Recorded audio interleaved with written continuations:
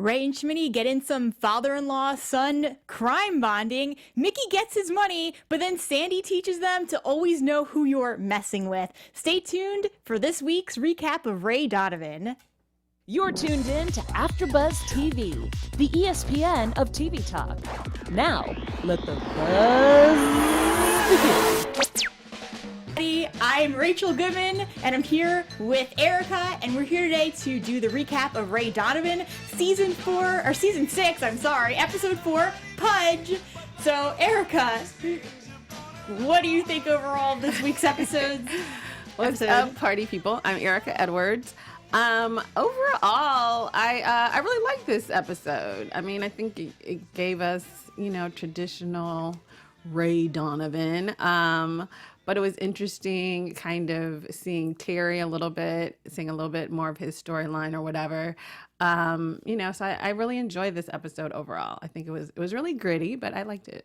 Yeah, and I loved seeing how they kind of took everything and just seeing it from Ray's point of view and Mickey's point of view and how everything kind of eventually sort of collided. I also want to point out too that we really wanted to use the Kool-Aid or Don't Drink the Kool-Aid song by Ice Cube, but instead we ended up choosing the Four Tops because it was just a little bit cleaner. So both songs are featured in the episode though, so we picked one of them. Yes. In any case, let's go ahead and start off with Ray and where we are at the beginning of the week. So we have basically, we kind of pick up exactly where we left off last time with Mickey and Ray having that phone conversation and basically Mickey saying, hey, you're going to bring me this money or we're going to kill Jay. And yeah. So we kind of picked up with that. And then immediately Ray decides he's going to get Sam involved. What did you think of that? Well, I mean, I think, I don't know. I mean, I sort of thought that was the point, really, because it was like, I mean, I guess Ray has $3 million, but the whole point is to get the money from the studio. So, I think that was the biggest thing, and I think that's why he called Ray because he knew Ray would get it done. And Sam has, you have to ask for the deep pockets. So it totally made sense. It was interesting that at the end, she's like, you owe me $3 million. Exactly. So it's not even like... Wow, that's going to get crazy further down the line. But yeah, so that was interesting. And the way she said it too, it's like you said, Ray probably has $3 million. He probably has a way of getting that money to him. Not a big deal. But it's just the principle of it that Mickey wanted it to come from the studio. And I almost felt like, even though Sam said, you owe me $3 million, I almost like subtextually feel like she said it, like what she really meant was, you owe me work. You're mine. Like, you're not even like, give me the money, but more like, you owe me favors. Right. Yeah. Exactly. Yeah. So we have that. Ray ends up, Sam's really quick to say, I'll do it for you, but any other woman might feel like you're more trouble than you're actually worth. So we're starting to get, more from her too, that because I feel like, in the beginning, like especially season 5, it felt like Sam really needed Ray more than Ray needed her. And getting into this, now it's like, okay, now they're starting to need each other. Ray's starting to need her a little bit more.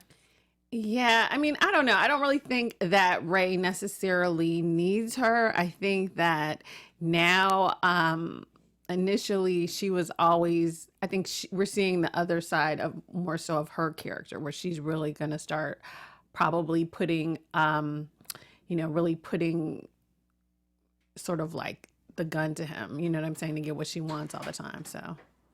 Yeah, and we basically once it gets to that point too, where we actually see Ray going through with the money, like I felt like even they didn't even have to really explain it. They just showed that really quick clip of, with Daryl where Ray is going to track the money. So obviously Ray knows too that there's more that he can do with this to try and, like, it almost feels like Ray has deeper plans and that Sam's sort of just kind of a pawn in his plans too, because he's got these, this huge vendetta against Mickey. So basically we see Ray meeting with Bunchy. I thought that was really sad that Ray was like, yeah, if you do this, if you go with Mickey, you're the same to me as he is. So I felt bad for Bunchy because he's in such a bad situation. I felt bad for Bunchy, but I do feel like Ray and Mickey, especially this season, have made it, these lines have been drawn. Like, are you going to ride with Mickey or ride with Ray? Yeah. And I feel like Daryl has chosen Ray and Bunchy's chosen Mickey. Yeah. So, at the end of the day, Bunchy was right to some extent. None of them came, or they were all sort of mad or whatever. And I think Bunchy had some really good arguments that he made to Ray about Ray not being there as well. So, but I love how like Ray was like, oh, well, I knew he wasn't gonna die. Like Ray, it's like almost like Ray knows his dad so well that he knew when he got the call. Oh no, this is just Mickey's way of getting out of jail. yeah, I know he said that, and but at the end of the day, I think Bunchy has a point. Like, you didn't really know, because Yeah. Mickey is old, so sooner or later, He is going, this season or the next season, there is going to come a point where Mickey is gonna, he's older, so it's not like, I get it that that it's probably whatever, but to some extent, you have to also know that it could have been true. So, Yeah. I got it that he was like, oh, I knew he wasn't going to die, but had Mickey really died, it would have been Yeah, exactly. a thing. So, I felt like he was kind of almost too flippant with that answer, to be honest. But I get it that he and Mickey are so much alike that that's why they're at odds. But still, he is your dad. But at the same time, and I completely get what you're saying too. I think just with Ray, it's almost like, well, so, just because he's his dad doesn't actually mean that Ray thinks of him as his father at this point, maybe by blood only, but the actual relationship, to me, I know they went a while where they were okay with each other, but I just feel like with Ray, it's no, like a part of him will never be able to forgive certain things, and that he'll just never, have that bond with him, or never even be able to get back to even being an okay, relationship with Mickey. It's just Right. always going to be what it is. Very So true. we had after finally, Bunchy got the money. We kind of go back and we see a little bit with Sandy and Mickey and Bunchy, and like it just felt like things were going kind of, like I could just feel like something was going to go wrong. We had Mickey getting drunk, but before they even got the money, what did you think of? What did you think that Jay was going to die? And what did you think of that whole Abraham? Like when Mickey quoted, well, not quoted, but when he kind of like brought the Bible into this. I don't know. I didn't really think that Jay White was gonna die, but Yeah. I understand. Like, as a writer too, it's like they've messed his script up. So that to me is so interesting how personally he's taking that. Like, I think Yeah. the only time,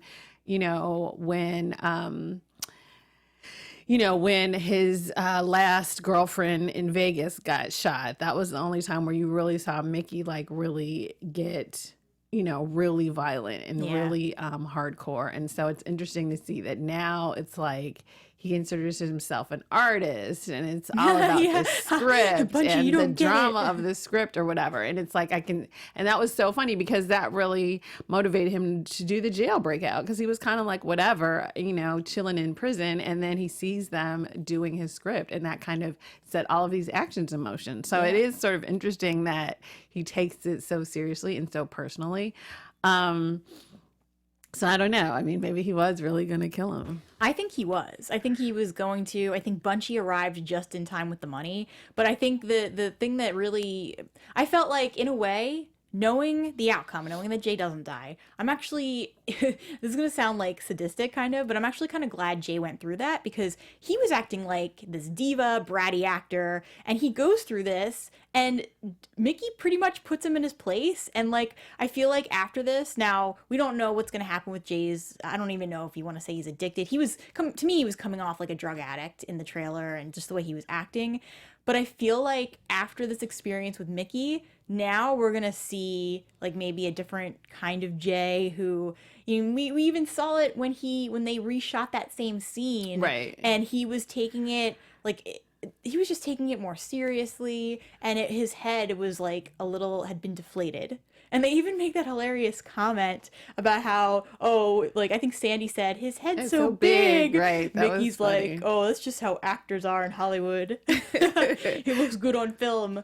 So yeah, very true. yeah, I'm kind of like for Jay's arc, I feel like he needed to go through this. Yeah, I mean, it was so interesting to see how much of a better actor he was once he, once he was really mad about something and he had really been through something. So I think it was interesting. And I think in some aspects, I'm sure it'll make him a better actor. I'm not sure, like, I guess, we'll see how long his character is kind of around in the next coming episodes. But I'm not really sure, like, if it's going to really affect him deeply enough to change like how he is overall, but it definitely improved his acting for sure. Oh yeah. So I think let's go ahead and just touch on a couple of comments in the chat, and then we can move on to our next segment here. Okay, so Frank asks, he seems to be doing more than $3 million worth of work. He's talking about Ray. Hubby Joe, good show this week. Ray to the rescue, double cross Fight Club. Kay Steger, I think Sam is the new Ezra from the first couple of seasons. That actually sounds pretty legitimate. Frank, oh yes, absolutely. Yeah. Where Ezra can seem like so cool until he really wants you, he really wants to get crazy with you. Absolutely, I totally agree with that. And then we have Kay saying, when Bunchy said, just say something, was really sad. Yeah. Hubby Joe, you have to feel bad for Bunchy. The father is playing everyone to his favor. So I definitely agree with all those comments around. I think that's the thing, like every season almost, you always feel bad for Bunchy. And then when he finally finds a girl, she's like cuckoo. Yeah. So Bunchy has had a really difficult storyline almost every season. I feel like Bunchy goes through it. And he had to deal with Sandy alone too. And that, I know, like last time we were talking about this, how to me it was so, Sandy is just so creepy. And like the more we find out about her, just the more she creeps me out. But she did, although I don't know, you're so hard on Sandy because when she's like trying to be a comedian, it was like hilarious. And then when Bunchy's like, well, no, isn't it the penis that will kill the pigeons? I'm like, Bunchy, it's a joke. Yeah. It's a joke, Let it Bunchy. go. Let it go. She's trying to start a new career. You know what I'm saying? She has dreams, Bunchy. She has major dreams. We'll get to that. So, in any case, before we jump to our next segment. All right, you guys. Hey, AfterBuzzers. Our network produces after shows for nearly all your favorite TV shows. From dramas, reality TV, sci-fi, and more, there is no network that works harder to serve television fans. But we need your help. We're asking that you please subscribe to one of or more of our YouTube channels. By subscribing to our channel, YouTube will suggest content that's tailor-made for you, and you'll help AfterBuzz continue to grow. And if you're worried about pesky notifications, don't be, because they're optional. So hit the subscribe button now for this channel and check out our other AfterBuzz YouTube channels as well. Let us know you did so in the comments. So let us know if you subscribe, you guys. Definitely. And we'll thank you on air.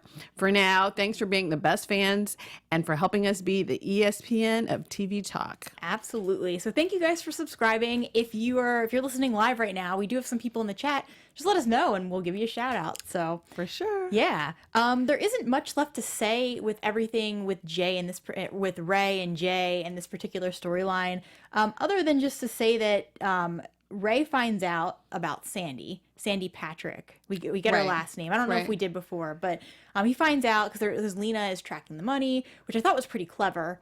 That they were going to do that. I mean, of course, Ray's just not going to let them leave without knowing. And I kind of felt like that was their way of that was Ray's way of maybe stopping Bunchy and Mickey from leaving if they actually did. But now they at least know. They're on to Sandy. They know her name, and they may catch her as we see her. I mean, this might be a good time to kind of mention it anyway, but we'll wait till we get to Mickey in the next segment. So I feel like it's a good place to kind of jump here and just kind of talk about that. Did you suspect when Mickey was drinking and this is when they were listening to the Four Tops, did you suspect that anything was going to happen? Did it seem off at all to you? Not exactly, but it kind of did seem like, okay, this is, because, I don't know how real kidnaps go, but like any other kidnap story ever, like you don't just get the money and turn the person over and it's like, woohoo, party over here. Like, we're free, we're clear. so to some extent, something always happens. Like, and since he didn't accidentally kill the victim, Jay or whatever, so you kind of, I think to some extent, you're like, okay, wait a minute, something's gonna happen because it couldn't be this easy to get $3 million. It did feel really easy. And also, I thought Ray was gonna he's tracking the money, but I thought he was gonna do something else. Like, I just expected that this would be more like, even a couple weeks ago when we were recapping, it felt more like this was a revenge storyline and that Mickey wasn't going to leave but stay around to be like, oh yeah, Ray, I'm finally going to get you. Or not just that, though. I also felt like when Sam was like, are you going to see him? How are you going to resolve this? I mean, at the end of the day, I definitely feel like Ray has a plan for his father. Like last season, he wanted him to go to prison, and he did. So, I think Ray still has a plan for Mickey to kind of get him out of their lives long term. Yeah, so, I definitely agree with that. But then we get to that scene where it was kind of, first of all, I find it interesting. This is kind of going back a little. When Mickey was talking to, to Jay and kind of mentioning how he knew Sandy in the first place, it's interesting because he is like, yeah, Sandy married my brother. They were high school sweethearts, and then my brother went overseas. He was gonna come back, but within 48 hours, us, like, apparently we had sent like a when he was in Vietnam, they sent an airstrike to the wrong hill, and his brother died. And so Mickey's like, well, he died by his own people, the same way my people turned on me. And it's just it's like crazy because Sandy's right there, and I wouldn't have expected this to happen until it actually happened, where Sandy took the money and ran, because she seemed like one of those few people that Mickey could trust. And so it's like, like Mickey really, I don't know if it's just because he assumed she would be okay, but Mickey really let her pull a fast one on them.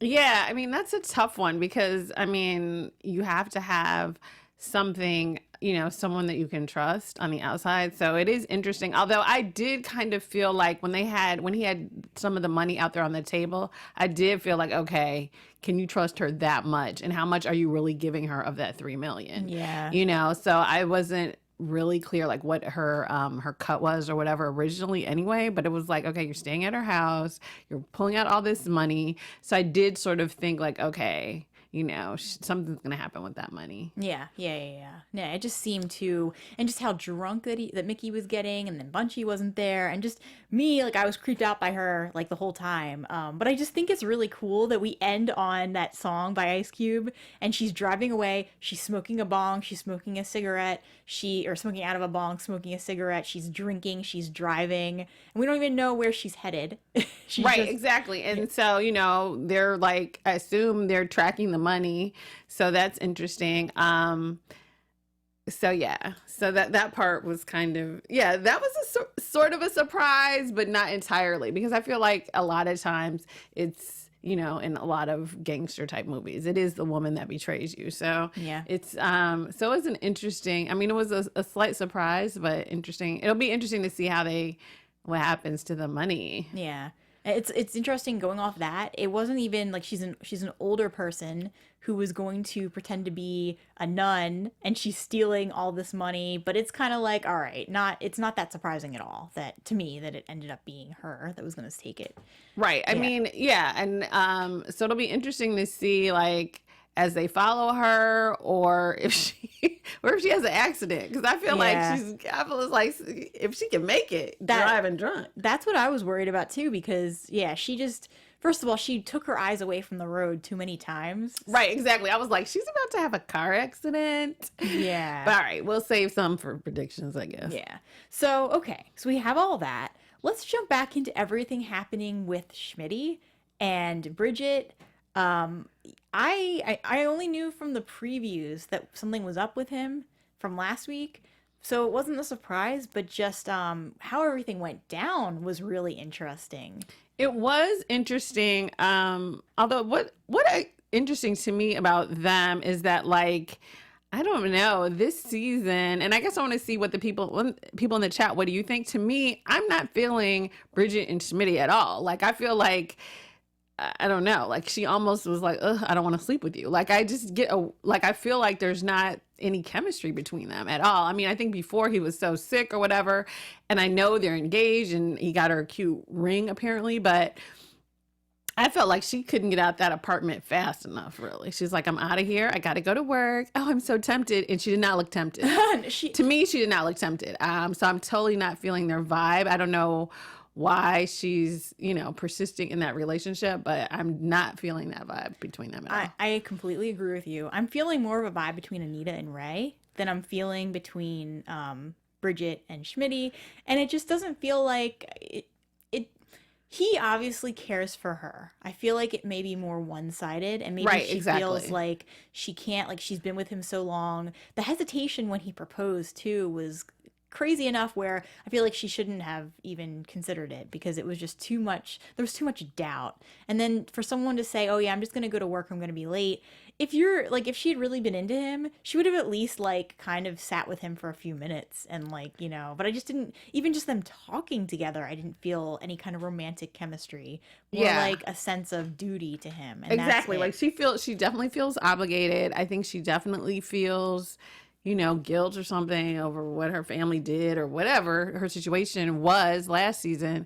But now it just feels like, okay, I'm just here because I said I was going to do this, but she doesn't seem committed to it at all. He totally seems into her. Yeah. And I love her, and all this. And then on a side note, I feel like he needs a haircut. I am sorry to say, why did I think you were cuter as a cancer victim? I don't know, but yeah, get a trim or get it styled up, use some gel. I don't know what to tell you because, I'm not a stylist, but I feel like his style is very lacking. I wouldn't be attracted to him either. He just doesn't seem, I don't know, you guys, I don't be too hard on him because I know he survived cancer, but yeah, I'm not liking his haircut.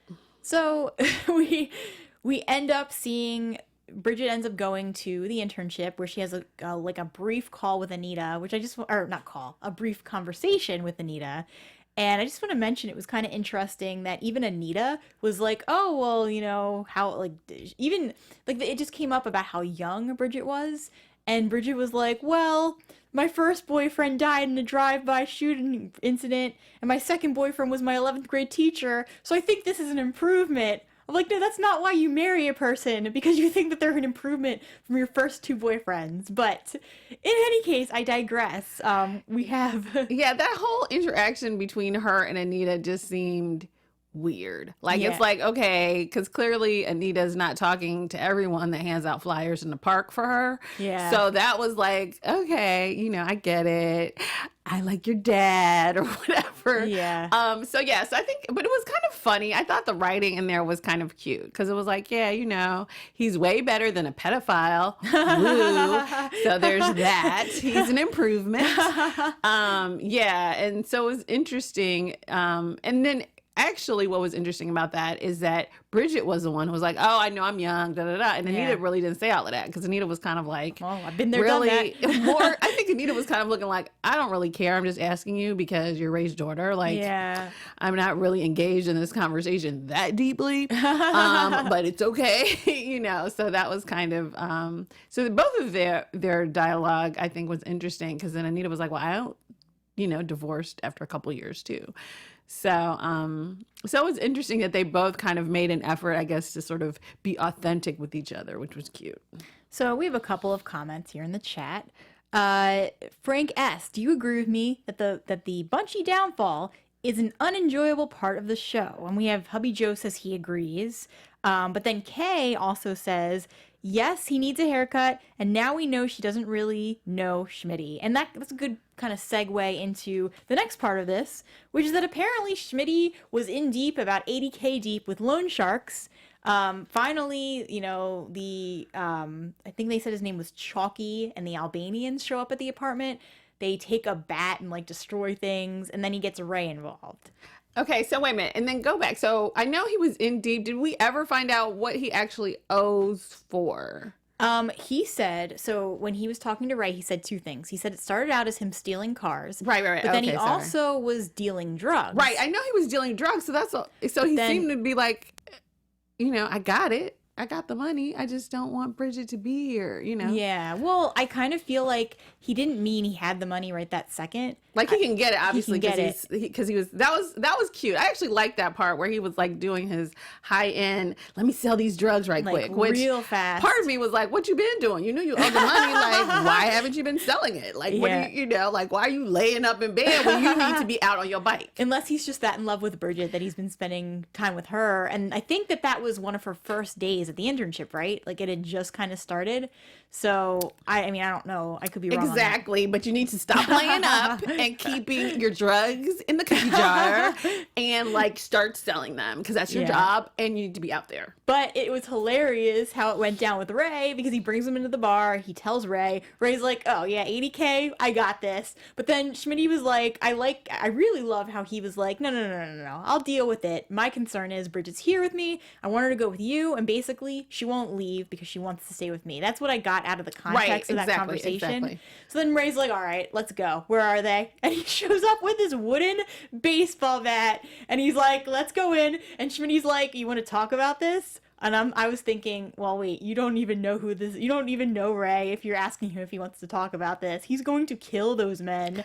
Well, okay, first of all, like, let's keep it 100. You do know Ray. Because Ray poisoned you to get his wife there. So you do know who you're dealing with. So stop playing stupid. And that's why you went to him, because you knew. And then, so I don't think he's as innocent. But that was a cute scene. It was adorbs. But I was like, okay, come on. And then, so that was interesting. Yeah, so I kind of, that scene actually was fun to watch too. Because it was like, oh, okay. You know, so he's like, okay, I got it or whatever. But now what I didn't like about that was, and people in the chat room, let me know your thoughts.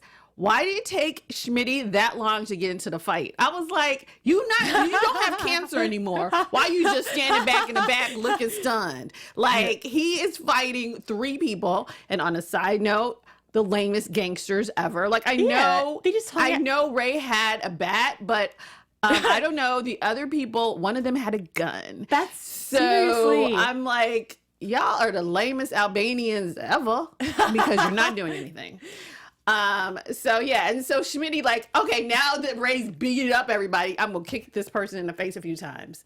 Stop it! Like, why are you waiting so long to get to the fight? I'm like, I'm not gonna take him to a fight ever because he's the worst. I can only imagine too, like, okay, so I'm guessing, and this is just me noticing the blood splatter on Ray's white shirt. I'm thinking, all right, so obviously this is a job hazard, and like, it's just funny the idea of taking this to a dry cleaner and being like, yep, another day at the job. I know, exactly. But on that note too, I want to make a note of the actual conversation after the fight, where basically Ray was like, all right, first of all it was Schmitty saying, why wooden bat? Why not aluminum? Right. Totally cute. And then Ray's like, well, no. This dude, I didn't even catch the guy's name because it went by really fast, but a baseball player hit, so many home runs, and he used wood, not aluminum. And then after that, by the way, if you ever hurt my daughter again, I'll break your back. Yeah. Like, I thought the writing in that scene too was really, really good. Really good, because it was kind of like, okay, we both, are into baseball and and we know our statistics and we know this and that. But if you bring my daughter into this mess again, that'll be you. So I really liked that scene a lot. And I thought it was very well written, very well done. So that part I actually really did like a lot. Yeah. We have a couple more comments from the chat. We have Frank S. I love how he says stays a baseball purist and stayed with the wooden bat.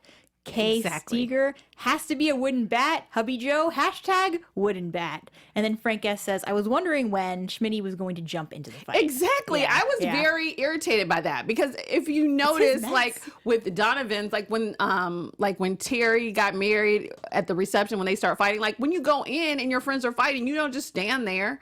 Like, who does that? Like, this is your family. Like he said, we're family. So that's the thing. I was like, you don't wait till the other person does all the fighting and now you're going to jump in and throw in a few licks. Yeah. That was kind of lame, Schmitty. But yeah. So speaking of fighting, before we get to our special segments, Terry, what did you think of that fight? I loved that scene. So let me know what you guys think. Like, poor Terry, but like, it was just like straight out of Rocky or something. It's like, yeah, the eye of the tiger rising up. Oh, yes, I loved it. He looked like he was going to lose until I know. And then he was like, oh, no, I'm not going down. And it's like, yay, Terry. Especially like, his wife could come, like, did they ever get divorced? It's like she just moved out. Like, I don't know. Since Terry doesn't have a woman, I mean, I want him to have something in his life. Yeah. So although I think that scene, kind of like with Bunchy, was some respects so sad that Terry is driven to this like underground old man fighting ring, like, oh my gosh, Fight Club for old men. So scary and sad on so many levels. I love the dude's name, Polish Tony. Oh my gosh, yes. Yeah. Yes. Polish Tony went down to Irish Donovan. And everyone was like, okay, this dude, he was like, you're not going to win. He's a tough guy. As the fight started, I was like, Terry, just give up, stop. And then he won. I was like, okay. I know. It's the eye of the tiger. Oh, that's what we should have played. Oh, that would have been a good song too. Next week.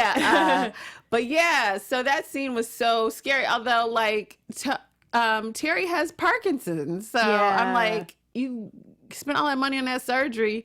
Why mess it up? Like now, what are you you're gonna be shaking next week. I mean, I love him, and it was a great scene, but scary. Yeah. So let's go ahead and get to our news segment. So what news? I didn't find any news this week, unfortunately, people. But what did you find? I have one thing. It's actually not like the newest of news, right. But this is from a New York Post article from like the end of October. It's about Jon Voight and how he's really excited that they're back in New York, and he's so excited that he went to his old home. So from the article, we have him saying it was like he was coming home. Jon Voight was apparently born in Yonkers. One day on location, he realized his childhood home was nearby. This is a quote. "It was 7 minutes away," he told Post the other day as he drove his Lexus through Beverly Hills, California. Must be nice. A driver for the show took Voight to his old home at 60 Ball Avenue. 15 years had passed since he'd last seen it. So I thought that was interesting to note. Oh, that is pretty cool. And That's he does nice. seem like a New Yorker. Like, even when we were watching that first scene where he comes back, he's like, home. Like, you could just tell the character, not only Mickey, but the actual actor, too, was really glad to be back in New York. And I like that. I'm loving the New York. They're adding enough kind of spice to it to kind of make it a little bit edgier than it is in LA. So I like that they're doing that. I love it. Absolutely, yeah. And New York is a great place, so who can blame them? Yes. In any case, we have our next segment, which is our special quotes. Yay. Favorite quotes coming up. Yeah, so let's go ahead and dive in. Did you have any quotes that you thought were especially memorable? Okay, so my favorite quote, or not favorite, but one that really stuck with me was by Terry, actually. And he was like, when he was talking to the bartender. And so he tells the bartender, I'm not even a has-been, I'm a never was. Oh, poor Terry. Gosh, I was like, I that know says what so you much. mean, out here in LA trying to make it up, but never was. Okay, this isn't about me. But yeah, so I really thought that line was well written and just so kind of just shows a lot about Terry, about the character, because it's like Ray has kind of made it. Daryl is young, but Terry is kind of like, this was his dream, but nothing really has really popped off for him, and he's lost so much. So I thought that was a line that was really touching on him. Awesome. Yeah, and for me, I especially loved a lot of the different scenes between Mickey and Jay. I wrote a lot of those down, but something that really stuck out to me is this particular conversation when he's talking to Jay about the script. And Mickey's like, you know what you are? You're a pervert. You took my script and you perverted it. Mickey to Jay, as he's holding a gun to his face. This is before he tells him to baa like a sheep. Mm-hmm. And then Sandy comes by, and this is especially hilarious considering what we know about her now. Sandy comes over and she's like, he needs to eat. Mickey, really, give the man a bowl of cereal. Oh, yes. That was I so was like, funny. yes, thank you. Thank you. That's so funny. And I loved it when Sandy was like, he's got a big head. I don't know why, but I loved that line as well. That was very funny to me. Yeah, that was so many good one-liners in this. But I know. So let's go ahead and get to our predictions. And now, your AfterBuzz TV. So what do you think's going to happen? Okay. So one, I think Bunchy's gonna try to commit suicide. Yeah, I agree with you. For sure. I mean, that call to Terry was like, wow. Like, I love you, goodbye. Yeah. And he's like, I was always too scared to see your fights. And it's so interesting that he calls like right after after Terry wins. So I think Tony is going, I'm all over the place. I'm sorry. I think Bunchy is going to commit suicide, or try to commit suicide. I think it'll be interesting because now that Sandy has the money, I think the police are going to get Sandy or something. Like, I feel like now that Sandy took the money, I think Sandy's taking the money is going to be the one thing that allows Mickey to come out unscathed through this whole little shenanigans. Yeah. So I think Bunchy will probably be in the hospital somewhere after his suicide attempt. I think Mickey is going to kind of be saved by Sandy's betrayal. And what else do I think? And we didn't really talk about this, but I think the whole thing with Mac is going to, and him going undercover, like, I think that's not going to end nice. No. So I think Ray is going to have to come in and save Mac again once they find out, because I'm sure they'll find out that he's undercover. Yeah. I'm sure that he's going to tell Ray. So that's my prediction. He's going to tell Ray what's going on because Ray's like his, kind of his best friend right now. Right. I also think that the money, which, obviously it's going to lead to Sandy. I feel like she's kind of just like, I don't mean to be rude about this, but I kind of feel like she's a dumb criminal. Like, she doesn't really have any grand plans or didn't even really think this through. Probably Right. all she thought was, okay, well, I know that by bringing Mickey and Bunchy and the child into my home, that I can somehow, work them and get something out of this. But I don't know if she even knows. Like, she just seems like she's in this place where she's like, I don't really care, I'm just gonna get money and go party until I die. So I feel like she's just gonna, I don't even know if she has any other bigger plans beyond that. But Ray, I feel like, and this is kind of from the previews too, I feel like that everything with the election is not gonna go so hot. And that Sam is going to expect him to do even more than what he can do, but that he's going to end up throughout the season. I think it's all going to be a bunch of, okay, well, it's like give and take between Sam and Ray, Sam and Ray, in that Ray is going to keep going to her maybe with favors that he's going to need from his family, to help his family. And then she's going to keep asking him to do more. So that's kind of where I see the season heading. Yeah. See, I don't know. Like, I don't know if I see Ray doing more for his family, but I do feel like that was the whole point with you owe me the $3 million. So I think at this point, because of what he's done already for Anita, and what he owes her in essence for what she did for his dad, I think that's enough for her to have him to the grindstone. So I think at the end of the day, I think it's going to be about him trying to probably get away from her at the end after a while, because after a while she is going to demand something of him that he can't do. Because I don't know. I mean, I feel like he'll, he might go help Bunchy, but I think he's kind of done with bailing the family out too tough. So, but I do feel like she's going to make some demands on him, and she's going to force him to keep them with the things that she already has on him. Yeah. So we have a couple of comments before we wrap up here. Frank just says losing the money may be the best thing for Bunchy. He may turn himself in and return the child. And then Hubby Joe says they will turn it around and put the blame on Mickey and Bunchy, and then Bunchy will get off. Mickey will be killed. So, good prediction. No, Mickey, don't die. Don't die, Mickey. But yeah, I totally agree with you. I feel like Sandy stealing the money is going to make it easier for Bunchy and Mickey to come out of it some kind of way. But we don't want Mickey to die, y'all. No, But but maybe he does deserve a shot or something. He does deserve a few little injuries. Yeah. But but Mickey adds so much to the show. Like, it's amazing. So yeah, exactly. It's kind of like he adds all that tension. I wouldn't want him to die either, just for that fact that we need that rivalry. That's what makes it very Donovan. I think what'll be, I think it is an idea to think about, because it's like, now that Ray's wife is gone, you know what I mean? Like Mickey has been Ray's nemesis from the beginning, right? From season 1. So it's hard to imagine a season without Mickey. So if Mickey dies, it would totally, it kind of depends on how they're doing in the ratings or whatever. Yeah. Because, every so often you do have to take out a major character to keep your show kind of hyped up. So I hope they don't take out Mickey, but it would, because then they'd have to replace Mickey with another nemesis in Ray's life, and I don't think. Well, Sam. But Sam, Sam's not really strong enough. I don't think there's, there's no one with that sort of emotional pull. But we'll see, people. Great predictions, you guys. Yeah. Keep it up. Keep doing that. I love that. So, Erika, where can everyone find you? All right, you guys. You can follow me on all of my social media at Erika, ERIKA, as in door, Edwards. And you can also catch me later on tonight for Real Housewives of Atlanta, if you all happen to like that sort of thing.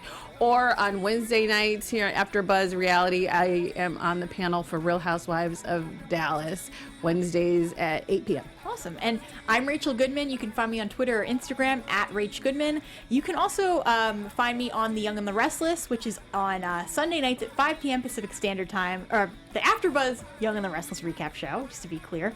And if you are an Outlander fan, we're going right over to the AfterBuzz Outlander recap show, so you can catch that next.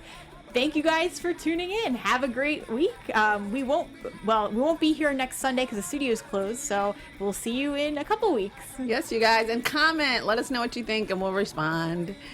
Ciao for now, folks. Our founder, Kevin Undergaro, Phil Svitek, and me, Maria Menounos, would like to thank you for tuning in to AfterBuzz TV. Remember, we're not just the first, we're the biggest in the world, and we're the only destination for all your favorite TV shows. Whatever you crave, we've got it. So go to AfterBuzzTV.com and check out our lineup. Buzz you later. The views expressed herein are those of the hosts only and do not necessarily reflect the views of AfterBuzz TV or its owners or principals.